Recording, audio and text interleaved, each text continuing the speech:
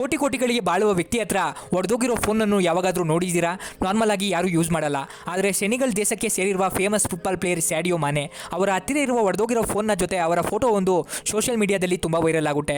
ಆ ಫೋಟೋ ಕೆಳಗಡೆ ತುಂಬ ಬ್ಯಾಡ್ ಕಮೆಂಟ್ಸ್ ಬರುತ್ತೆ. ನಿನಗೆ ಅಷ್ಟು ಕೋಟಿಗಳು ಯಾಕೆ? ಅಟ್ಲೀಸ್ಟ್ ಒಂದು ಫೋನನ್ನು ಖರೀದಿ ಮಾಡಲು ಆಗಲಿಲ್ಲ ಅಂದರೆ ಒಂದು ಸ್ಕ್ರೀನ್ ಕಾರ್ಡ್ನನ್ನು ಚೇಂಜ್ ಮಾಡಿಸ್ಕೊಳ್ಳೋಕ್ಕಾಗಲ್ವಾ ಅಂತ ಕಮೆಂಟ್ಸ್ ಮಾಡ್ತಾರೆ.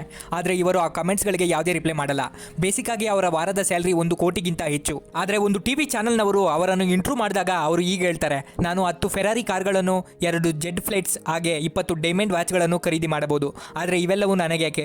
ಚಿಕ್ಕ ವಯಸ್ಸಿನಲ್ಲೇ ನನಗೆ ದುಡ್ಡಿನ ವ್ಯಾಲ್ಯೂ ಗೊತ್ತು. ತಿನ್ನಲು ಅನ್ನ ಇರಲಿಲ್ಲ, ದುಡ್ಡಿಲ್ಲದೆ ಸ್ಕೂಲ್ಗೆ ಕೂಡ ಹೋಗೋಕ್ಕಾಗಲಿಲ್ಲ. ನನ್ನ ದೇಶದಲ್ಲಿ ತುಂಬ ಜನ ಬಡವರಿದ್ದಾರೆ, ಅವ್ರಿಗೋಸ್ಕರ ನಾನು ಎಷ್ಟು ಕೋಟಿಗಳಾದರೂ ಖರ್ಚು ಮಾಡ್ತೀನಿ ಅಂತ ಹೇಳ್ತಾರೆ. ಅವರ ದೇಶದಲ್ಲಿ ಫ್ರೀಯಾಗಿ ಸ್ಕೂಲ್ಗಳು, ಫುಟ್ಬಾಲ್ ಸ್ಟೇಡಿಯಂಗಳು ಹಾಗೆ ಇನ್ನೂ ತುಂಬ ಏನನ್ನೋ ಇವರು ಫ್ರೀಯಾಗಿ ಕಟ್ಟಿಸಿದ್ದಾರೆ.